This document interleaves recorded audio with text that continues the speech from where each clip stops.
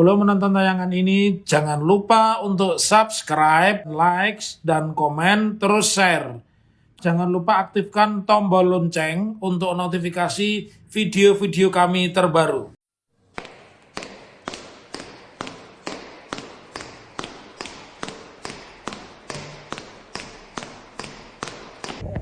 Assalamualaikum warahmatullahi wabarakatuh. Ketemu kembali di channel yang cerdas, jernih, jujur, dan pemberani. Hari ini kita membahas singkat saja ini ya. Hari ini sedang berlangsung ya sidang etik yang mengadili polisi yang sangat terkenal, yaitu Inspektur Jenderal Polisi Verdi Sambo, dan sidang dipimpin oleh mantan Kapolda Jawa Barat ya, Komjen Ahmad Taufir, yang notabene juga kepala bagian Intelkam Mabes Polri. Nah, yang ingin saya sampaikan di sini, semua media baik cetak maupun online memuat bahwa Verdi Sambo menyampaikan surat pengunduran diri. Tapi harap dicatat, saya meyakini ketika sekarang dia sedang dalam proses persidangan etik dan belum selesai, kemudian dia mengundurkan diri, itu kan strateginya biar tidak dipecat dengan hormat ya. Dia inginnya PDH, dia inginnya pecat dengan hormat. Karena itu melalui channel yang cerdas, jernih, jujur, dan pemberani, saya ingin menyampaikan, saya yakin pengunduran diri itu ditolak. Karena apa? Karena harus melalui 14 poin. Dan 2 poin penting itu tidak mungkin dipenuhi oleh Verdi Sambo. Apa? 1, izin istri, dan yang kedua harus ada izin satker, satuan kerja.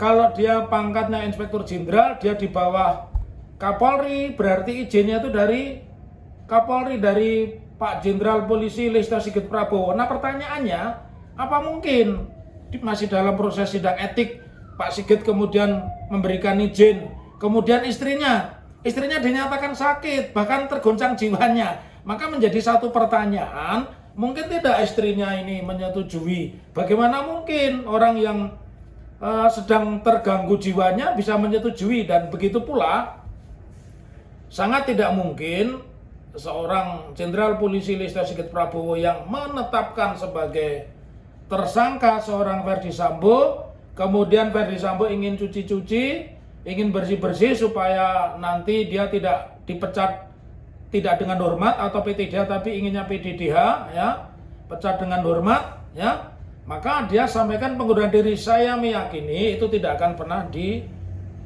dikabulkan. Ada 14 poin yang harus dilalui sesuai peraturan Kapolri nomor 1 tahun 2019 ya.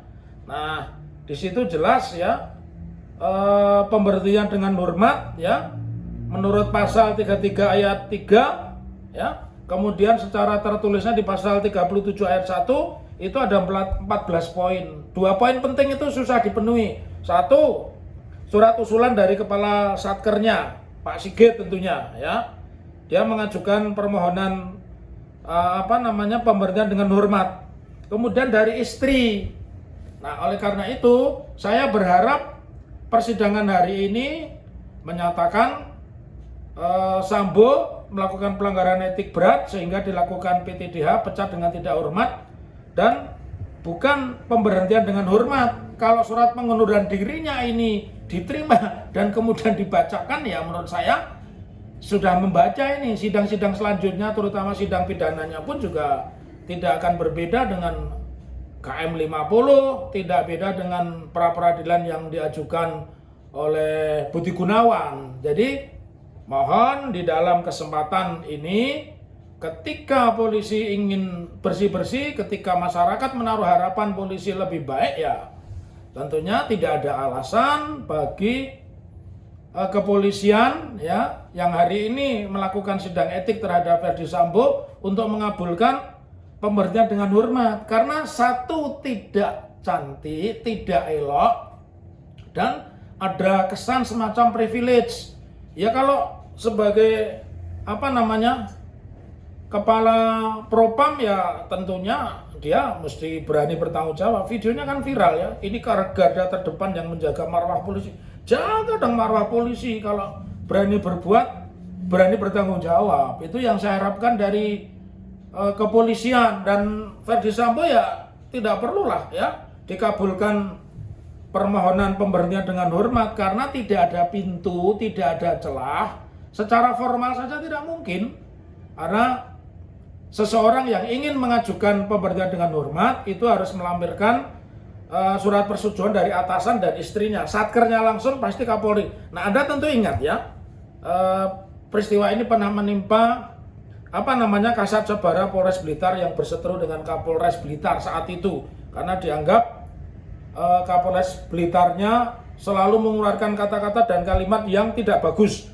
Lalu karena konflik dan sering dicaci maki, akhirnya Agus Kasat Sabara itu tanggal 1 Oktober 2020 mengajukan pengunduran diri, dan itu pun langsung ditanggapi oleh Mabes Polri, tidak akan diproses ya. Jadi saya berkeyakinan hari ini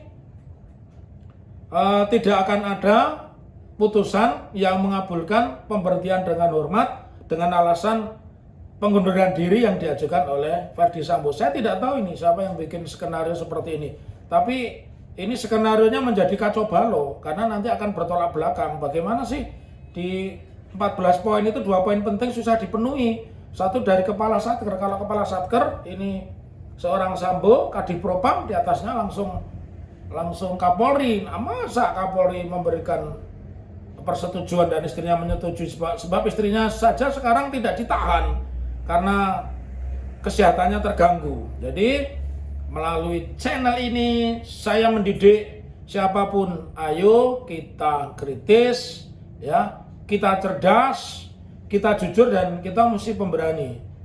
Berikan kesempatan polisi untuk berbenah, jangan ada hak istimewa. Karena apa? Karena polisi juga tunduk pada tertib sipil. Jadi kalau tiba-tiba masih sidang etik, kemudian dia diterima pengunduran dirinya, berarti ketika dipecat dia tidak sedang dalam posisi sebagai Kadif Propam. Nggak lucu, tidak tepat, dan skenario ini skenario yang menurut saya tidak taktis ya. Jadi saya menginginkan kepolisian itu berbenah. Salah satu berbenahnya jangan memberikan hak istimewa. Sekarang pun masyarakat bertanya, benar nggak dia ditahan di mana itu Makobrimob, Markas Komando Brimob Kelapa II, karena sudah banyak guyonan, sudah banyak anekdot ya, sudah banyak visualisasi yang lucu-lucu ya. Ahok saja ditahan di Makobrimob, keluar jadi Komut Pertamina. Nah, ini menjadi pertanyaan, kalau pelaku-pelaku kejahatan lain yang kecil-kecil aja lah, ini kejahatan berat loh, ini pembunuhan berencana menghilangkan nyawa orang lain dengan sengaja, ini pelanggaran berat. Itu kan tidak pernah diperlihatkan dia pakai baju tahanan atau enggak, dia mana posisinya sekarang. Sementara kalau Anda lihat pelanggaran-pelanggaran kecil ya, misalkan undang-undang ITE ibu-ibu itu beserta anaknya di tahanan diperlihatkan ya.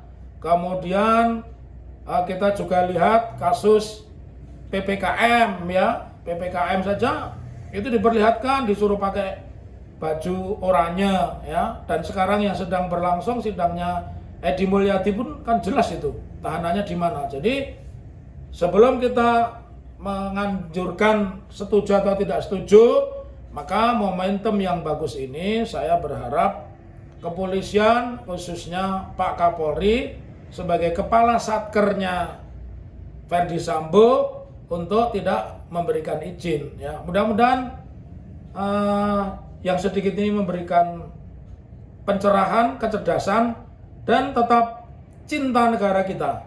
Merdeka. Assalamualaikum warahmatullahi wabarakatuh.